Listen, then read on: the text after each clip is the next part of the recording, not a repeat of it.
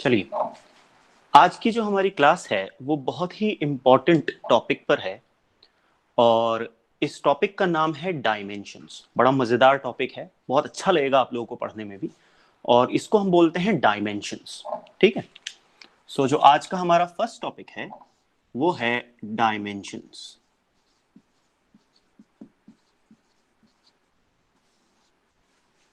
ठीक है जी। अब हम लोग बात करते हैं कि ये जो डायमेंशन है ये क्या होती है। What is dimension? ये जो डायमेंशन है ये क्या है? What is dimension? ये हमारा सवाल है कि डायमेंशन क्या होता है। ठीक। तो हम लोग बात करते हैं एक सिंपल सी क्वांटिटी की, जैसे हमने पहले भी एग्जांपल में पढ़ा था। ठीक है, हम बात करते हैं एक फोर्स की। ठीक है, let's talk about force.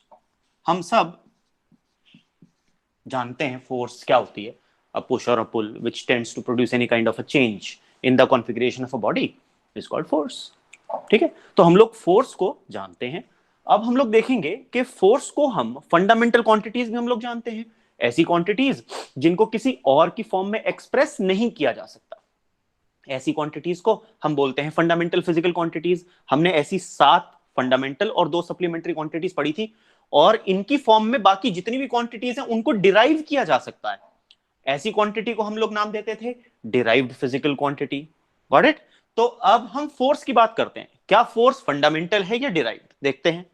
Force को मैं लिख सकता हूं मास इंटू एक्सलरेशन। ऐसे लिखा जा सकता है फोर्स को। और ये जो एक्सलरेशन है इसको फर्दर लिखा जा सकता है स्पीड अपॉन टाइम। तो ये बन जाता है mass into speed upon time. लेकिन मैं अभी भी फंडामेंटल पे नहीं पहुंचा, क्योंकि स्पीड अभी भी आगे फर्दर ब्रेक की जा सकती है डिस्टेंस अपॉन टाइम। तो ये बन जाएगा mass into distance upon time upon time. ठीक है। अब अगर आप नोटिस करो, यहां पर टाइम ये नीचे आ जाएगा, और डिस्टेंस एक्चुअली में लेंथ के लिए यूज किया जाता फंडामेंटल क्वांटिटीज में से। टाइम फंडामेंटल है, मास फंडामेंटल है। तो मेरे पास जो फोर्स है उसका फॉर्मूला बन जाएगा mass into length upon time का स्क्वायर। ठीक है जी। अब अगर आप नोटिस करो, एम के मास के लिए मैं कैपिटल एम यूज करूंगा, ये सिंबल्स याद रखने हैं आपको। लेंथ के लिए मैं कैपिटल एल यूज करूंगा, टाइम के लिए मैं कैपिटल टी यूज करूंगा। तो मैं इसको लिख सकता हूं M into L upon T का स्क्वायर। या अगर मैं एक ही फॉर्म में लिखूं इसको, तो ये बन जाएगा M1 L1 टी की पावर -2। ये वैल्यू आ गई हमारे पास। ये वैल्यू आई किसकी? ये फोर्स की वैल्यू आई। हमने फोर्स को जब फंडामेंटल क्वांटिटीज की फॉर्म में लिखा तो वो मेरे पास इस तरह से ऑब्टेन हुआ। अब अगर आप नोटिस करो, यहां पर ये जो 1 है, ये जो 1 है और ये जो 2 है, इन्हीं को हम कहते हैं डायमेंशंस। यही जो हैं इन्हीं को कहा जाता है डायमेंशंस।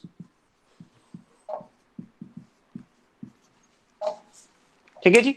तो डायमेंशन क्या हुई? आप नोटिस करो, एम एल और टी क्या है यहां पर? Fundamental quantities. और अगर हम मैथ्स की लैंग्वेज में बात करें तो ये 1 और ये -2 क्या है यहां पर? These are the powers, exponents. Powers या एक्सपोनेंट्स।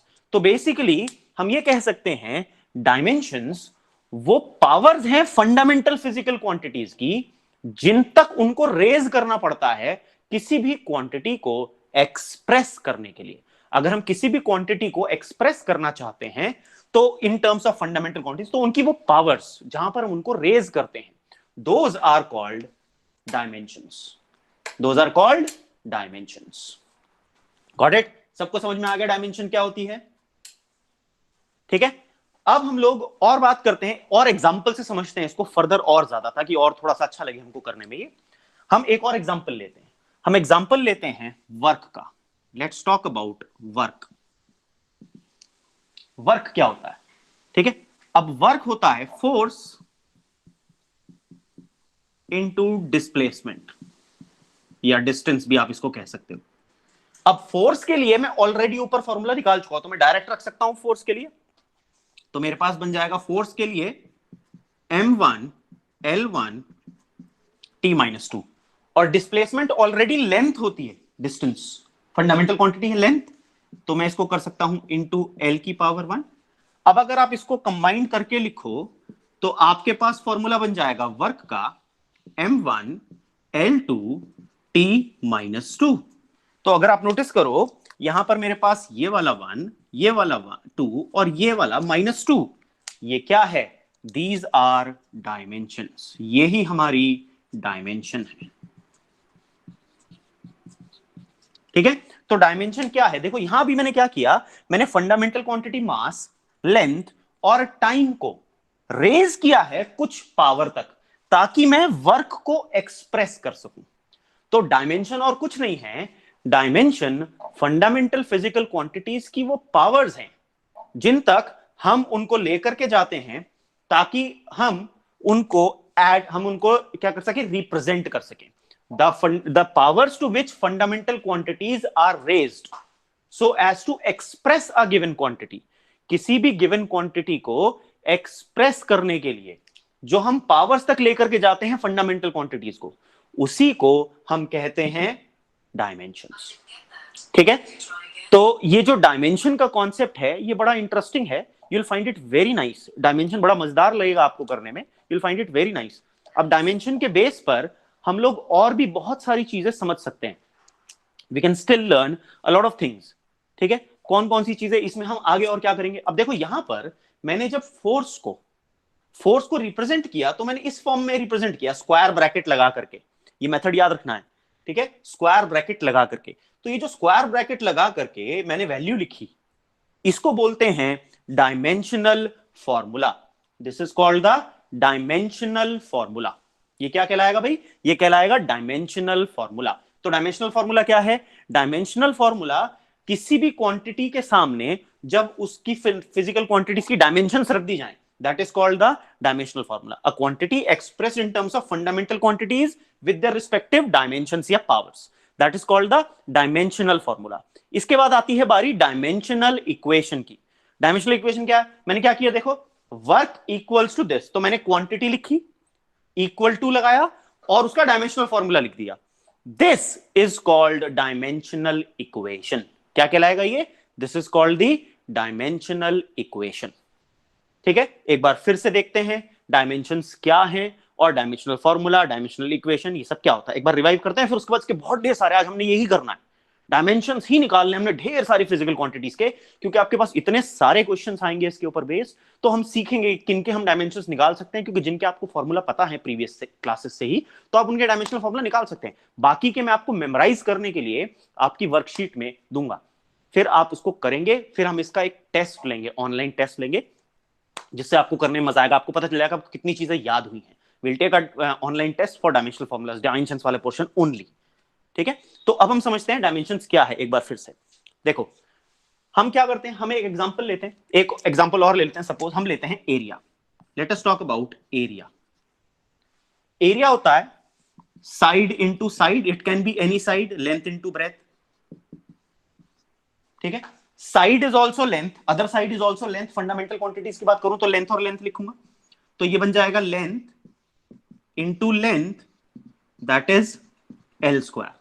तो अगर आप नोटिस करो, मैंने यहां पर एक फंडामेंटल क्वांटिटी दी लेंथ, हमारी 7 फंडामेंटल क्वांटिटी थी, mass, length, time, temperature, electric current, luminous intensity, amount of substance. ये 7 फंडामेंटल क्वांटिटीज थी।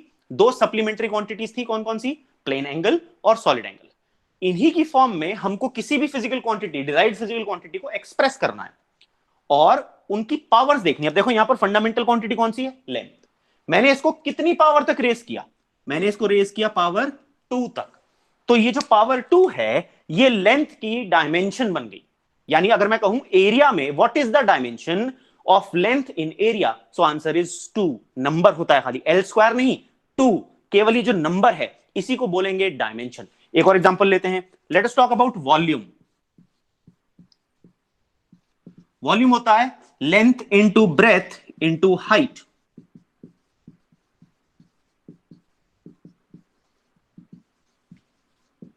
तो ये हो जाएगा L multiplied by L multiplied by L that is equal to L raise to power 3। तो अब नोटिस करो मैंने यहां पर लेंथ को कितनी पावर तक रेज किया, 3 पावर तक। तो what is the dimension of length in volume, the answer is 3। तो ये नंबर होता है कि पावर होती है जिस तक हम किसी भी क्वांटिटी को रेज करते हैं, फंडामेंटल क्वांटिटी को, ताकि हम किसी गिवन फिजिकल क्वांटिटी को एक्सप्रेस कर पाए इन terms of fundamental physical quantities. उसी पावर को कहा जाता है डायमेंशन। समझ में आया सबको डायमेंशन क्या होता है? अब कुछ और एग्जांपल से इसको समझते हैं डायमेंशन क्या होता है। अब मैं डायमेंशन किसी भी क्वांटिटी के आगे उसकी सारी रिस्पेक्टिव डायमेंशंस लिखूं। अब मैं आपसे एक सवाल पूछता हूं, suppose let us consider force के अंदर what is the dimension of mass, length and time. तो आपका आंसर आएगा mass has a dimension 1, length has a dimension 1, time has a dimension -2। इसी तरह से अगर मैं पूछूं work, what are the dimensions of mass, length and time in work, तो आप कहोगे mass has a dimension 1, length has a dimension 2, time has a dimension -2 in work. तो इस तरह से ये जो डायमेंशन है बेसिकली क्या है, ये फंडामेंटल क्वांटिटीज की वो पावर्स हैं जिन तक हम उन्हें रेज करते हैं ताकि हम किसी भी गिवन फिजिकल क्वांटिटी को एक्सप्रेस कर सकें। तो ये तो हुआ डायमेंशंस क्या होती हैं। अब आप नोटिस करोगे कि मैंने यहां पर क्वांटिटी के आगे ये स्क्वायर ब्रैकेट के अंदर इन सबको एक साथ लिखा है। तो ये जो फंडामेंटल क्वांटिटीज को उनकी डायमेंशंस के साथ एक साथ लिखा जाता है स्क्वायर ब्रैकेट्स के अंदर, इसी को बोलते हैं उस क्वांटिटी का डायमेंशनल फॉर्मूला। तो जब भी आपसे सवाल पूछा जाए what is the dimensional formula of force, तो आप स्क्वायर ब्रैकेट लगा करके इसी तरह से लिखोगे m1 l1 t-2। और जनरली क्योंकि हम पावर 1 को लिखते नहीं है तो आप इसकी जगह सीधा mlt-2 भी लिख सकते हो। Got it? हम जनरली 1 पावर को एक्सप्रेस नहीं करते बिकॉज अगर वो वेरिएबल वहां प्रेजेंट है तो इट ऑलरेडी हैज पावर 1।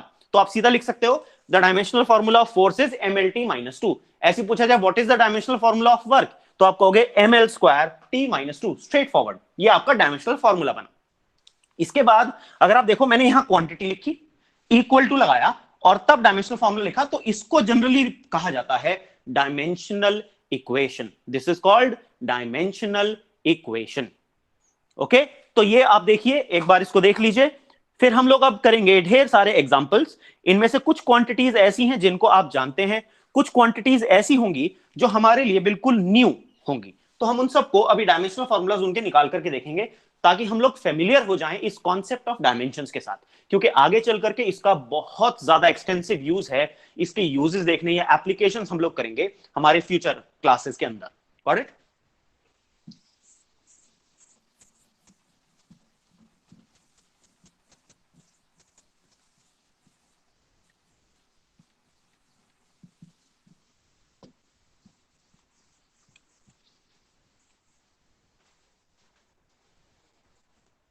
ठीक है जी। अब हम लोग बात करते हैं एक क्वांटिटी की जिसको आप जानते भी हैं, that is called density, mass density, और simply you can say density.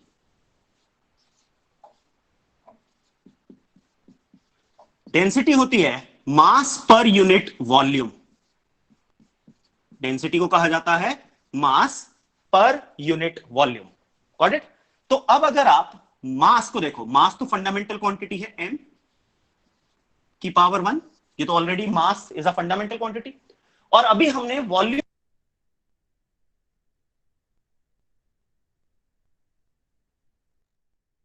हम लोगों ने वॉल्यूम को लिखा था लेंथ की पावर 3, तो ये बन जाएगा ml-3। ठीक है, ये बन गया हमारा डायमेंशनल फॉर्मूला फॉर डेंसिटी। इसी तरह से एक और एग्जांपल देखते हैं स्पीड या वेलोसिटी का। Let's talk about speed. Speed होता है डिस्टेंस पर यूनिट टाइम। ठीक है, अब डिस्टेंस ऑलरेडी लेंथ है तो मैं यहां पर शॉर्ट में एल लिख सकता हूं क्योंकि मुझे पता है ये फंडामेंटल क्वांटिटी है। और टाइम के लिए मैं लिखूंगा टी। तो अगर मैं इनको एक ही फॉर्मूला में लिखूं तो ये टी ऊपर जाएगा तो पावर -1 बन जाएगी इसकी, तो ये बन गया एल टी -1। मैं आपको बता रहा हूं कि हम जनरली किस किस फॉर्म में एक्सप्रेस करते हैं वैल्यूज को। तो देखिए हम मास के लिए जो सिंबल यूज करते हैं, मैं आपको सिंबल बता रहा हूं। मास के लिए हम यूज करते हैं कैपिटल एम। लेंथ के लिए हम यूज करते हैं कैपिटल एल। टाइम के लिए हम यूज करते हैं कैपिटल टी। टेम्परेचर के लिए हम यूज करते हैं कैपिटल के। करंट के लिए, इलेक्ट्रिक करंट, उसके लिए हम यूज करते हैं कैपिटल ए। ठीक है। ल्यूमिनस इंटेंसिटी, उसके लिए हम जनरली यूज करते हैं कैपिटल आई, या सीडी भी यूज करते हैं इसके लिए, डिपेंडिंग, किसी किसी बुक में ऐसे गिवन होता है।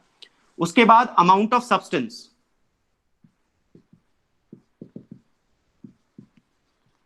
उसके लिए हम यूज करते हैं मोल। ठीक है। ये सिंबल यूज होंगे फॉर्मूला में, तो याद रखना है जब भी आपके पास वैल्यू आएगी तो आप इस तरह से जो भी वैल्यू, जो भी क्वांटिटी उसके फॉर्मूला में यूज हो रही होगी, आप उसका सिंबल उसकी पावर के साथ रखते चले जाओगे। करेक्ट। तो हम एक और क्वांटिटी की बात करते हैं, एक्सेलरेशन। ठीक है। Let's talk about acceleration. Acceleration होता है rate of change of speed, यानी speed upon time, speed per unit time. Speed कितना बदल रही है यूनिट टाइम इंटरवल के अंदर, उसी को कहा जाता है बॉडी का एक्सेलरेशन। तो अब स्पीड के लिए मैं ऊपर से फॉर्मूला रख सकता हूं यहां से उठा करके, तो यह आ जाएगा L1 t-1। और टाइम के लिए मैं नीचे रख दूंगा t। ये t जब ऊपर जाएगा तो देखो ये L की पावर 1, t की पावर -1, और ये ऊपर जाकर के -1 और हो गया, तो मेरे पास वैल्यू आ गई L1 t-2। ये बन गया डायमेंशनल फॉर्मूला फॉर एक्सेलरेशन। इसी तरीके से linear momentum,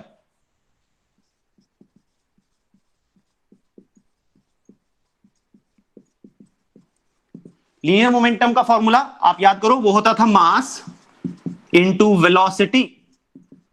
the product of mass to velocity of a body is called linear momentum. ठीक है। Quantity of motion contained in a body.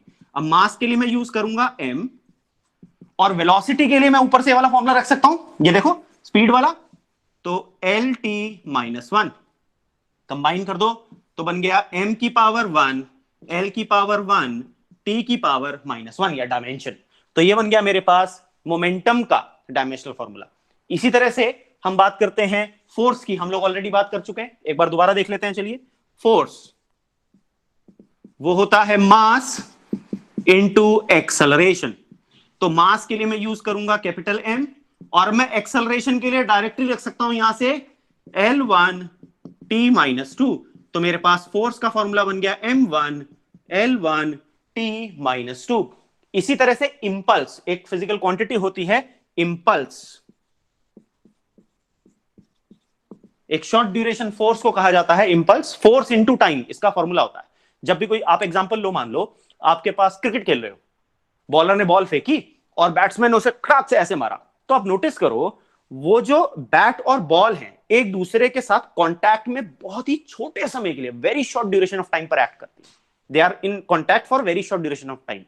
तो वो बैट जो फोर्स लगाता है उस बॉल के ऊपर, वो बहुत ही छोटे समय में एक्ट करती है। आप बैडमिंटन खेल रहे हो, शटल आपके रैकेट के साथ कांटेक्ट में बहुत ही छोटे टाइम इंटरवल के लिए आती है, तो वो जो फोर्स रैकेट उस शटल पर उस टाइम पर लगा रहा होता है, बहुत छोटे टाइम पर जो फोर्स लगाई जाती है, उसी को कहते हैं impulse, a very short duration force. Okay. तो इंपल्स का फॉर्मूला होता है फोर्स इनटू टाइम। ठीक है जी। अब फोर्स के लिए मैं यहां से फॉर्मूला रख सकता हूं M1 L1 t-2, और टाइम के लिए मैं रख सकता हूं t, तो ये आ गया M1 L1 t-1। अब देखो ये फॉर्मूला किसके जैसा है, ये फॉर्मूला सेम मोमेंटम जैसा है, लीनियर मोमेंटम जैसा। देखो M1 L1 t-1, इंपल्स का फॉर्मूला। लीनियर मोमेंटम का देखो M1 L1 t-1, so they have the same dimensional formula.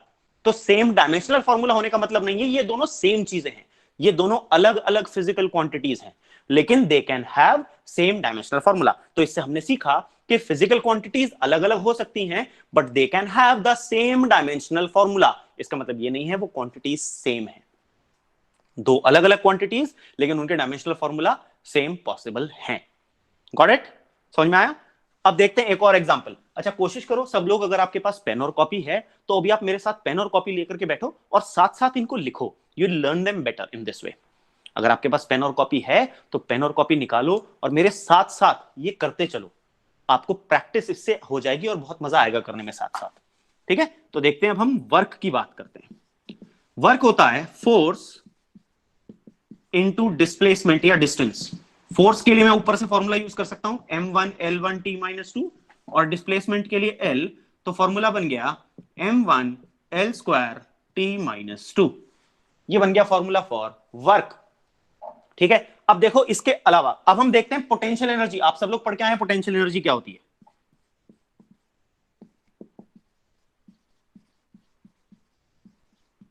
उसका फॉर्मूला होता था mgh, याद है सबको? यही था ना फॉर्मूला पोटेंशियल एनर्जी का। अब m मास है, मास लिख सकता हूं 1। g क्या है? Acceleration due to gravity. g is acceleration due to gravity. Acceleration किसकी वजह से? ग्रेविटी की वजह से। तो क्वांटिटी क्या हुई? एक्सेलरेशन। अब देखो एक्सेलरेशन कहां लिखा है हमने? हमने लिखा है एक्सेलरेशन यहां पर। एक्सेलरेशन का फॉर्मूला है l1t-2। तो मैं ये वैल्यू पुट करूंगा तो मेरे पास आ जाएगा इंटू l1t-2। और h हाइट, हाइट कौन सी फिजिकल क्वांटिटी हुई? ये हुई लेंथ। भाई वर्टिकल डायमेंशन में ऊपर y एक्सिस पर जो लंबाई नापी जाती है उसी को तो हाइट कहते हैं। अब मैं हूं, मेरी हाइट 5'8", इसका मतलब क्या है कि भाई मेरी जो लंबाई है y एक्सिस पर देखा जाए अगर मुझे, तो मैं 5 फुट 8 इंच हूं, तो दैट इज कॉल्ड हाइट। तो ये आ जाएगा इंटू l। तो अगर आप इनको मल्टीप्लाई करो तो आपके पास आ जाएगा m1l2t-2। क्योंकि देखो l की पावर 1+1 एक्सपोनेंट का रूल है ना, याद रखना यहाँ एक्सपोनेंट के रूल क्या लगेंगे। देखो एक्सपोनेंट के दो ही रूल यहां पर काम में आएंगे। कौन से? अगर मान लो a की पावर x इंटू a की पावर y है, तो वो आएगा a की पावर x+y। और अगर a की पावर x अपॉन a की पावर y है, तो a की पावर x-y। ठीक है, ये पावर्स इस तरह से लेंगी। सिंपल, जो भी वैल्यू होंगी आपके पास, ये वाला एक्सपोनेंट का रूल लगाना है, दैट्स इट। अगर बेस सेम होता है तो पावर्स साइन के साथ ऐड हो जाती है। Got it? अब हमने पोटेंशियल एनर्जी देखा। अब देखो पोटेंशियल एनर्जी का डायमेंशनल फॉर्मूला आया m1l2t-2, और ऊपर देखो वर्क का डायमेंशनल फॉर्मूला क्या है? सेम है कि नहीं है? m1l2t-2। तो इसका मतलब वर्क और potential energy have the same dimensional formula. इसके बाद हम देखते हैं काइनेटिक एनर्जी।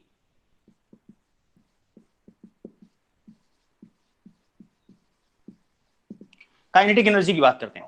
अब काइनेटिक एनर्जी का फॉर्मूला आपने पढ़ा था हाफ mv²। ठीक है, यहां पे जो हाफ है नंबर, इसके पास कोई डायमेंशन नहीं है, तो मेरे पास बचा m मास और वेलोसिटी का स्क्वायर। वेलोसिटी के लिए मैंने लिखा था lt-1, तो l1t-1 का whole square.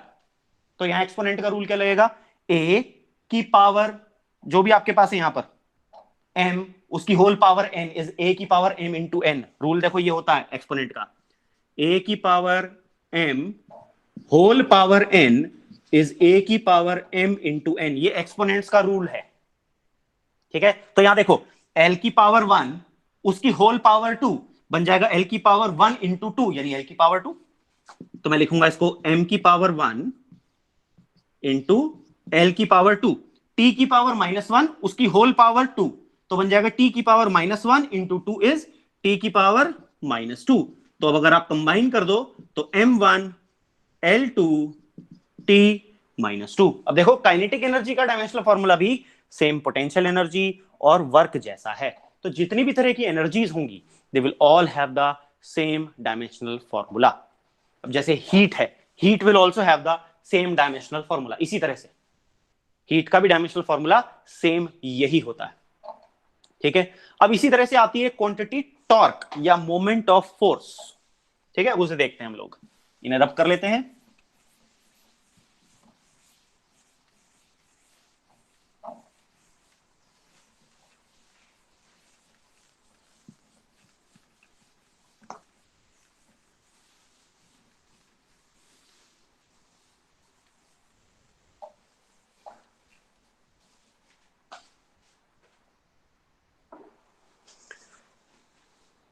Let's talk about torque, या इसे मोमेंट ऑफ फोर्स भी कहा जाता है।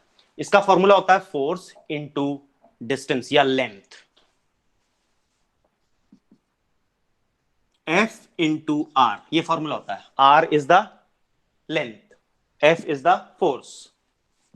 तो ये आ जाएगा m1l1t-2। फोर्स का है, मैं डायरेक्ट रख सकता हूं वैल्यू, और r लेंथ है, तो l, तो आपके पास फॉर्मूला आगे देखो, l की पावर 1 इंटू l की पावर 1, तो a की पावर x इंटू a की पावर y, a की पावर x प्लस y, तो बन जाएगा l की पावर 1 प्लस 1 यानी 2, तो बन जाएगा m l स्क्वायर t-2। देखो सेम वर्क और एनर्जी जैसा ही फॉर्मूला है, लेकिन ये अलग फिजिकल क्वांटिटी है। The quantities are not same, it is a different physical quantity.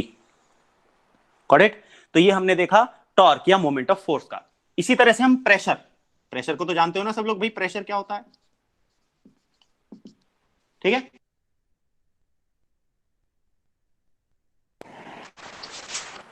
Pressure क्या होता है? Let's talk about pressure. Pressure होता है हमारे पास, प्रेशर एक ऐसी फिजिकल क्वांटिटी है जो होता है force acting per unit area. Pressure को क्या कहा जाता है?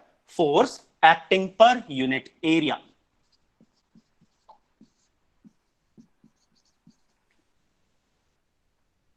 ठीक है, अब force acting per unit area, force, force को क्या लिखेंगे हम भैया? फोर्स का फॉर्मूला m1l1t-2, और एरिया का हमने स्टार्टिंग में लिखा था l की पावर 2, तो ये आ जाएगा l की पावर 2। दोनों आ गए। अब क्या करोगे? वैल्यू देखो, अब यहां पर देखो ये वाला फॉर्मूला आ गया, a की पावर x अपॉन a की पावर y, तो हो गया a की पावर x माइनस y।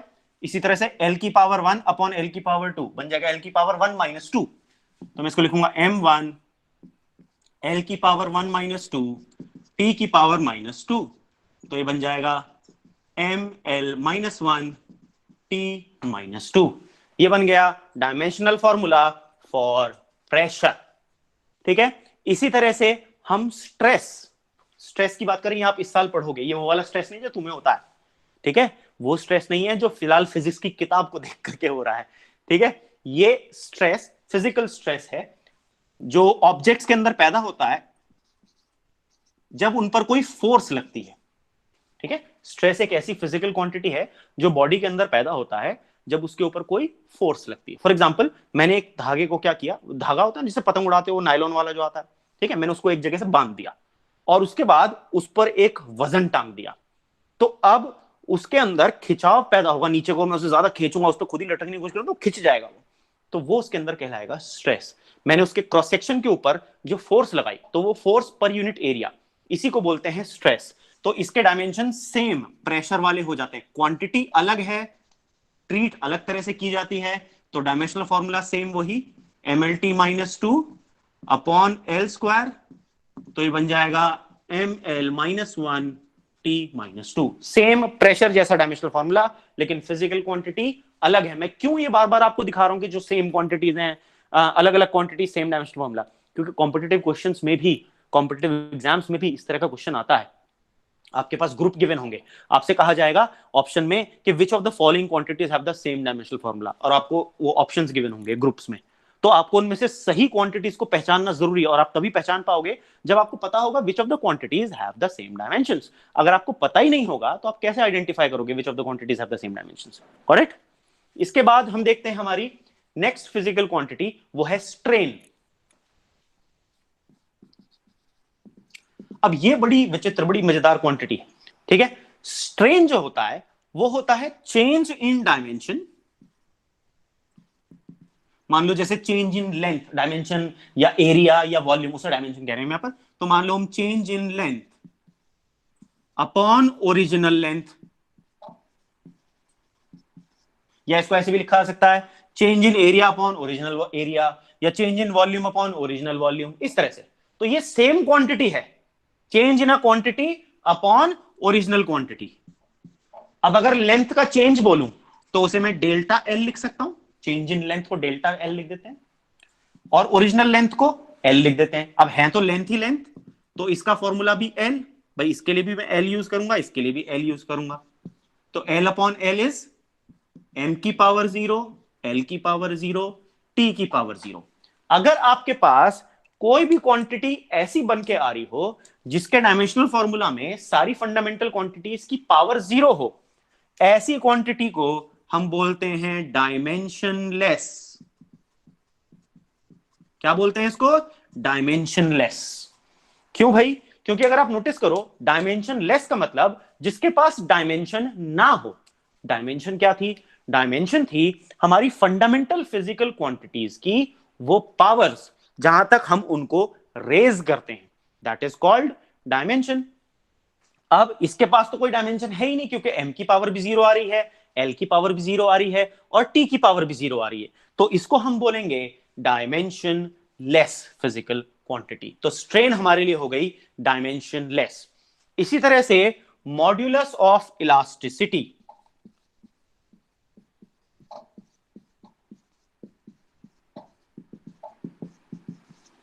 ठीक है। अब ये जो मॉड्यूलस ऑफ इलास्टिसिटी है, ये एक्चुअली में मैं बता रहा हूं, ये तीन तरह के होते हैं, जिनको हम आगे जो हमारी यूनिट 7 आएगी, प्रॉपर्टीज ऑफ बल्क मैटर, उसमें हम इनको पढ़ेंगे कि ये कौन कौन से होते हैं, इनके फॉर्मूलास क्या। जनरली इनको अगर मैं एक ही फॉर्मूला में लिखूं तो इनका फॉर्मूला होता है स्ट्रेस डिवाइडेड बाय स्ट्रेन। अब स्ट्रेस के तीन टाइप्स होते हैं, स्ट्रेन के तीन टाइप्स होते हैं। तो जब इनको आपस में डिवाइड किया जाता है तो तीन तरह के मॉड्यूलस बनकर के आते हैं, मॉड्यूलस ऑफ इलास्टिसिटी। सबका फॉर्मूला सेम होगा, डायमेंशनल फॉर्मूला। तो कहीं पे भी लिखा हो, इसके नाम में बताया हूं, इन केस आपको क्वेश्चन में कोई आ जाता है। एक होता है बल्क मॉड्यूलस, मैं नाम बता देता हूं। एक होता है बल्क मॉड्यूलस ऑफ इलास्टिसिटी, तीन तरह के हैं। एक होता है यंग्स मॉड्यूलस,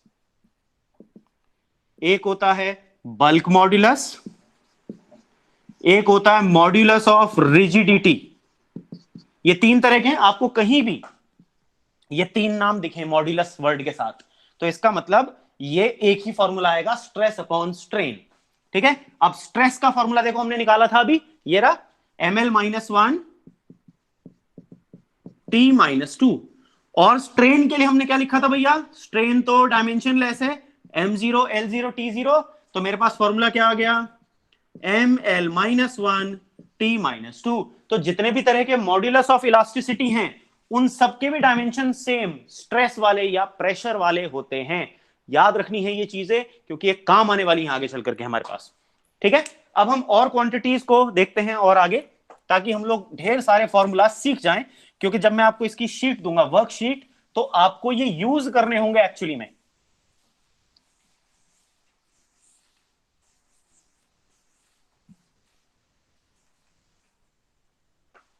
ठीक है जी। अब हम बात करते हैं नेक्स्ट क्वांटिटी की, उसे बोलते हैं एंगल। ठीक है भैया। अब ये एंगल क्या होता है? एंगल होता है length of arc divided by radius. मान लो ये मेरे पास एक सर्कल है,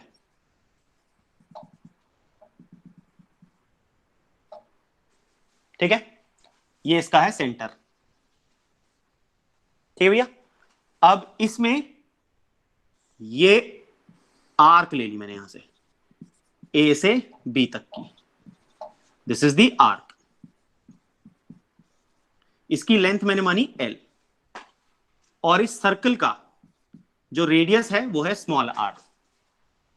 तो मेरे पास ये जो आर्क हो जाएगी ए बी, इसकी जो लेंथ हो जाएगी वो हो जाएगी एल अपॉन रेडियस आर। ठीक है। ये एंगल का फॉर्मूला होता है। अब देखो, लेंथ ऑफ आर्क है कौन सी फिजिकल क्वांटिटी? लेंथ। तो मैं लिखूंगा कैपिटल एल। रेडियस कौन सी फंडामेंटल क्वांटिटी है? ये भी लेंथ ही होती है। तो मैं इसके लिए भी क्या लिखूंगा? एल। तो मेरे पास आ जाएगा m0 l0 t0। अब जब भी हमारे पास फंडामेंटल क्वांटिटीज की पावर्स जीरो आती हैं, तो ऐसी क्वांटिटी को हम क्या बोलते हैं? हम उसे बोलते हैं डायमेंशन लेस। तो हमारे पास एंगल क्या है? एंगल क्या बन गया? एंगल बन गया dimension less physical quantity. Got it. एक और क्वांटिटी देखते हैं, उसे बोलते हैं पार, या आप उसे पावर भी बुलाते हैं। ठीक है। यह होता है work done, rate of doing work, यानी work done per unit time. भाई रेट ऑफ डूइंग वर्क को ही तो पार कहा जाता है। तो ये होता है work done upon time. Work का डायमेंशनल फॉर्मूला आप चेक करो, ml² t-2 होता है, और टाइम का डायमेंशनल फॉर्मूला t ही होता है, क्योंकि ये तो खुद फंडामेंटल क्वांटिटी है। तो मेरे पास बन जाएगा ml² टी की पावर -2 आपके पास देखो -1। क्यों? ये 1 ऊपर जाकर के जाएगा तो -1 बन जाएगा। -2 -1 कितना हो जाएगा? -3। मेरे पास कौन सी क्वांटिटी आ जाएगी? मेरे पास क्वांटिटी आ जाएगी -3। तो ये बन जाएगा ml² T-3। Got it? ये आ गई मेरे पास पार का डायमेंशनल फॉर्मूला। अब हम देखते हैं कुछ और अलग फंडामेंटल क्वांटिटीज के डायमेंशनल फॉर्मूलाज। ठीक है, सब लोग इनको ध्यान से समझेंगे क्योंकि ये अब अलग क्वांटिटीज हैं। आप लोगों ने इनके बारे में थोड़ा कम ही सुना होगा, लेकिन ये इस पूरे साल में हम इनको यूज करेंगे। तो मैं आपको यहीं से इनको इंट्रोड्यूस करा देता हूं, इनके फॉर्मूलाज, क्योंकि जब हम वहां पर इनको बार बार यूज करेंगे तो आपको प्रीवियसली ये नॉलेज होगी और आप अपनी क्लास से आगे हो जाओगे। Got it? तो अब देखते हैं सरफेस टेंशन। एक क्वांटिटी होती है सरफेस टेंशन। अब टेंशन को हिंदी में तनाव बोलते हैं। तनाव क्या होता है भाई? मान लो मैंने एक चुन्नी ली और उसको ऐसे एक बर्तन लिया, बर्तन के ऊपर ऐसे खींच करके और रबर लगा के बांध दिया, तो आप नोटिस करोगे वो चुन्नी खींची हुई है, उसके सरफेस को छुओगे, ऐसे दबाओगे, छोड़ोगे तो वापस आ जाएगा ऊपर को। ठीक है, यानी उसके अंदर एक तनाव, खिंचावट पैदा हो गई। उसी तरह की खिंचावट को हम बोलते हैं सरफेस टेंशन। अब ये सरफेस टेंशन चुन्नी के लिए नहीं है, यहां बात हो रही है सरफेस की। किसके सरफेस की? चुन्नी के सरफेस की नहीं, यहां बात हो रही है लिक्विड्स के सरफेस की। कोई भी लिक्विड अगर आप देखो, लिक्विड के सरफेस के अंदर थोड़ा सा तनाव, खिंचावट होती है। अगर आप एक काम करो, एक ट्राई करके देखना, एक्सपेरिमेंट बहुत मजेदार है। आप क्या करना, आप एक ब्लेड लेना, हाथ नहीं काटना, ध्यान से, ओके? ब्लेड के ऊपर ऑयल या ग्रीस लगाना और बड़े ध्यान से उसे पानी के सरफेस पर ऐसे चपटा करके हल्के से प्लेस करना, पानी को डिस्टर्ब किए बिना। पानी डिस्टर्ब नहीं होना चाहिए, स्थिर पानी होना चाहिए बिल्कुल, उसके ऊपर रखना। आप नोटिस करोगे वो ब्लेड ऊपर फ्लोट करने लग जाएगा, लेकिन उसी ब्लेड को ऊपर से ऐसे छोड़ोगे, बुड़क अंदर डूब जाएगा। ऐसा क्यों? आपने जब उसको धीरे से प्लेस किया तो आपने उसके सरफेस को डिस्टर्ब नहीं किया, और उस समय वो जो लिक्विड का सरफेस है वो एक तनी हुई, खींची हुई मेम्ब्रेन की तरह बिहेव करता है, और उसकी इसी खिंचावट को, उसी तनाव को हम कहते हैं सरफेस टेंशन, सरफेस का तनाव। Got it? तो इसका जो फॉर्मूला होता है वो होता है फोर्स पर यूनिट लेंथ। आगे जाके सीखेंगे क्या, कैसे ये फॉर्मूला बना, ये सब हम आगे चैप्टर्स में सीखेंगे। फोर्स पर यूनिट लेंथ, अभी के लिए सिर्फ डायमेंशंस। फोर्स का फॉर्मूला ml/T-2, और लेंथ के लिए हम रखेंगे L। तो आपके पास फॉर्मूला क्या आ जाएगा भैया? mt-2, क्योंकि L की पावर कितनी हो गई? 0, तो मैंने उसे हटा दिया, तो मेरे पास फॉर्मूला क्या बन गया? mt-2 या ml0t-2, एक ही बात है। जब उसकी पावर 0 हो जाती है इसका मतलब वो एग्जिस्ट ही नहीं करता, तो मैं उसे हटा देता हूं। तो mt-2 ये मेरे पास बन गया सरफेस टेंशन का फॉर्मूला। इसी तरह से surface energy,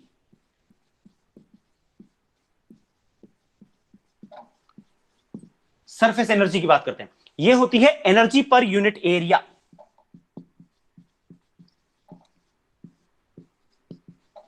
this is energy per unit area. अब एनर्जी का फॉर्मूला हम निकाल चुके हैं, वर्क वाला ही होता है सेम, तो उसके लिए मैं लिखूंगा ml² T-2, और एरिया के लिए लेंथ इंटू लेंथ, तो L की पावर 2 आ गया मेरे पास। अब देखो ये L की पावर 2 से L की पावर 2 तो कैंसिल हो गया, तो सेम क्या आ गया मेरे पास? mt-2। देखो सरफेस एनर्जी और सरफेस टेंशन अलग अलग फिजिकल क्वांटिटीज हैं, लेकिन उनका डायमेंशनल फॉर्मूला सेम है। तो ऐसा पॉसिबल है दो अलग अलग फिजिकल क्वांटिटीज का डायमेंशनल फॉर्मूला सेम हो सकता है, लेकिन इसका मतलब यह नहीं है कि वो फिजिकल क्वांटिटी सेम हैं। ये दोनों अलग अलग हैं बिल्कुल, लेकिन इनके डायमेंशनल फॉर्मूला सेम है। Two different quantities can be completely different, but they can have the same dimensional formula. Got it? इसके बाद आती है एंगुलर स्पीड और angular velocity. Let's talk about angular speed या एंगुलर वेलोसिटी।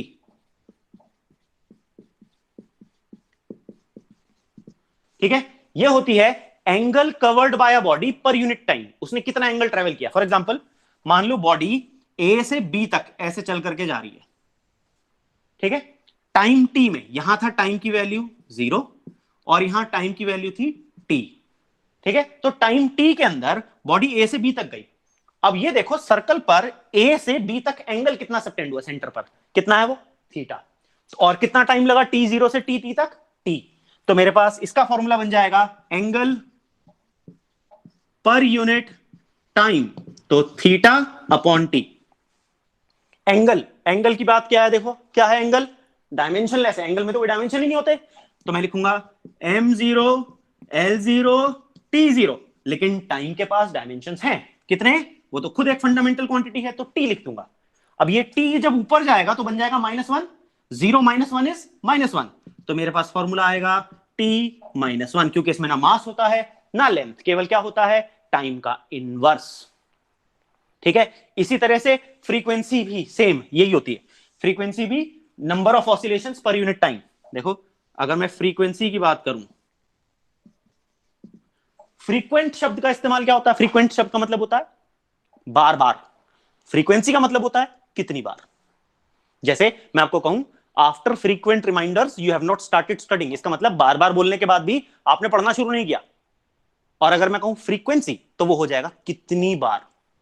ठीक है, तो फ्रीक्वेंसी होती है नंबर ऑफ ऑसिलेशन। मान लो एक मैंने क्या किया, मैंने धागे से पेंडुलम को ऐसे टांग दिया, ठीक है, और उसके बाद मैं क्या करता हूं, मैं उसको ऐसे हिलाता हूं और छोड़ देता हूं, तो वो ऐसे ऐसे ऑसिलेशन स्टार्ट कर देगी। Got it. अब ये जो ऑसिलेशन है, अब मान लो वो 10 सेकंड में कितने मान लो उसने 15 ऑसिलेशन लिए, तो मैं लिखूंगा ऊपर नंबर ऑफ ऑसिलेशंस 15 और नीचे लिखूंगा टाइम 10 सेकंड, तो 1.5 उसकी फ्रीक्वेंसी बन जाएगी।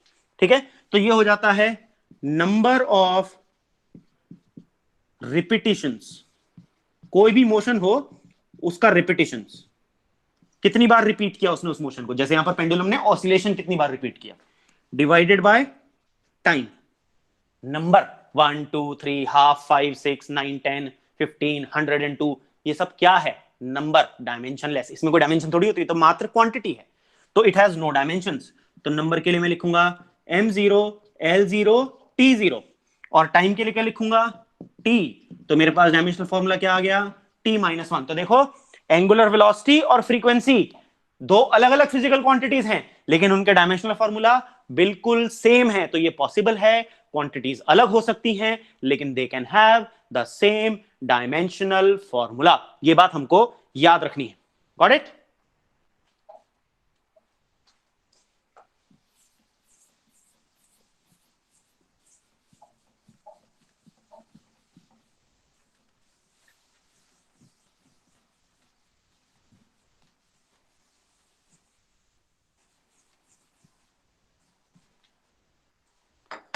अब हम बात करते हैं अगली फिजिकल क्वांटिटी की, इसे बोलते हैं फोर्स कांस्टेंट या स्प्रिंग कांस्टेंट। बहुत बार आप यूज करोगे आगे चल करके, ये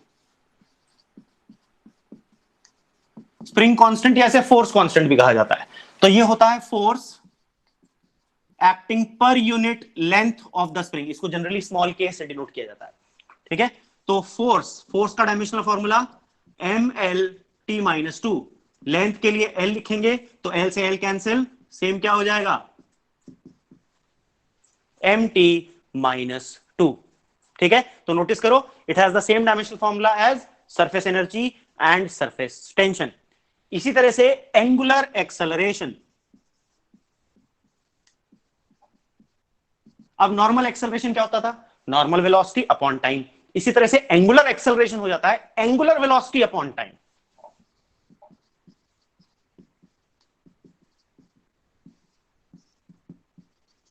अब एंगुलर वेलोसिटी का हम डायमेंशनल फॉर्मूला क्या निकाल चुके हैं अभी, याद करो क्या होता था, t-1, और टाइम के लिए लिखेंगे t। अब ये t ऊपर जाएगा तो -1 बन जाएगा इसकी पावर, तो -1 बिकम्स t की पावर -2। तो ये बन गया हमारे पास एंगुलर एक्सेलरेशन का डायमेंशनल फॉर्मूला। इसी तरह से आता है वेलोसिटी ग्रेडियंट, ये सब हमने इस साल पढ़नी है क्वांटिटीज, ये मैं सोचना फालतू में टाइम वेस्ट कर रहे हैं, ये बड़े काम आएंगी क्वांटिटीज आगे चल करके। वेलोसिटी ग्रेडियंट ये होता है वेलोसिटी का change with distance, change in velocity per unit distance, तो वेलोसिटी अपॉन डिस्टेंस बन जाएगा। वेलोसिटी का डायमेंशनल फॉर्मूला l-t-1 और डिस्टेंस का फॉर्मूला l। अब देखो ध्यान से जरा क्या बन गया, वेलोसिटी अपॉन डिस्टेंस क्या बन गया, l से l कैंसिल हो गया, क्या बचा t-1, किसके जैसा आ गया, फ्रीक्वेंसी और एंगुलर वेलोसिटी जैसा इसका फॉर्मूला आ गया। तो देखो यहां पर सेम वैल्यू आ रही है। इसी तरह से एंगुलर मोमेंटम,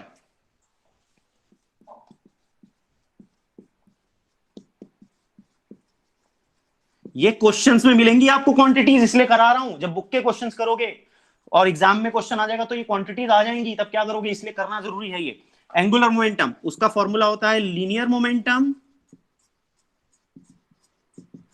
इनटू लेंथ या डिस्टेंस। अब लीनियर मोमेंटम हम ऑलरेडी निकाल चुके हैं, mlt माइनस 1, इसका डायमेंशनल फॉर्मूला हम लोग ऑलरेडी डिराइव कर चुके हैं, और डिस्टेंस के लिए हम यूज करेंगे l। तो देखो डायमेंशनल फॉर्मूला बन गया ml square t minus 1, sorry ml square t minus 1, ये बन गया आपके पास एंगुलर मोमेंटम का डायमेंशनल फॉर्मूला। इसी तरीके से प्लैंक्स कांस्टेंट,